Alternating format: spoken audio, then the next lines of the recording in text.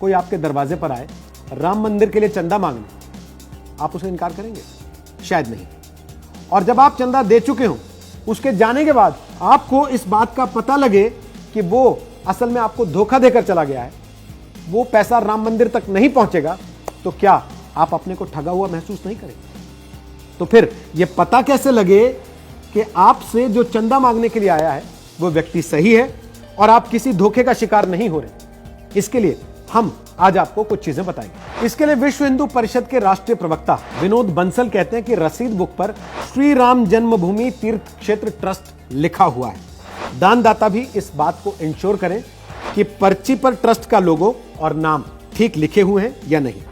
यह अभियान वीएचपी द्वारा श्री राम भूमि तीर्थ क्षेत्र के लिए किया जा रहा है और वही आधिकारिक संस्था है जो कि राम मंदिर को अयोध्या में बनाएगी। अब दान देते हुए इस बात का ध्यान रखें कि असली रसीद पर श्री राम जन्मभूमि तीर्थ क्षेत्र ट्रस्ट लिखा हुआ है और यह रसीद सिर्फ 10 रुपए, 100 रुपए और 1000 रुपए की। अगर कोई 2000 रुपए या इससे ज्यादा का चंदा देना चाहता है तो उसे अलग से रसीद दी जाती है।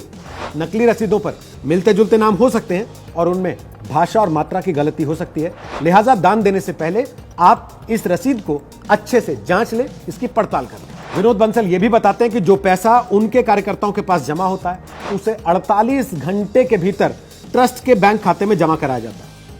जो टोली के प्रमुख हैं उनको एक बैंक कोड अलॉट किया गया जिसके आधार पर वो अपनी निकटतम शाखा में जाकर पैसे जमा करा सकते हैं और ये पैसे केवल 3 ही बैंकों में जमा कराए जाते हैं। एक स्टेट बैंक ऑफ इंडिया, दूसरा बैंक ऑफ बड़ौदा और तीसरा पंजाब नेशनल बैंक। पूरे देश में 10 लाख टोलियां बनाई गई हैं और कुल 40 लाख कार्यकर्ता इन टोलियों के अंदर शामिल हैं। बंसल के मुताबिक अगर आपको दान लेने के लिए आए आदमी पर जरा सा भी शक है तो आप सीधे श्री राम जन्मभूमि तीर्थ क्षेत्र ट्रस्ट से संपर्क कर सकते हैं और इसके लिए ट्रस्ट की वेबसाइट पर जो हेल्प डेस्क का नंबर दिया गया वो हम आपको बता देते हैं। नंबर है 8009522111। एक बार फिर 800952211। इतना ही नहीं, अगर आप डिजिटल माध्यम से राम मंदिर के लिए चंदा देना चाहते हैं तो उसके लिए सिर्फ और सिर्फ एक तरीका है और वो है श्री राम जन्मभूमि तीर्थ क्षेत्र ट्रस्ट की ऑफिशियल वेबसाइट और इसका एड्रेस आपकी स्क्रीन पर है।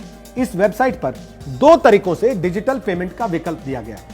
एक नंबर तरीका, आप क्यूआर कोड के जरिए पेमेंट कर सकते हैं जिसकी डिटेल आपको इस वक्त अपने स्क्रीन पर दिखाई दे रही है। तरीका नंबर 2 है, आप सीधे बैंक डिटेल के जरिए भी पैसा भेज सकते हैं। यह विकल्प भी हम आपको स्क्रीन पर दिखा रहे हैं।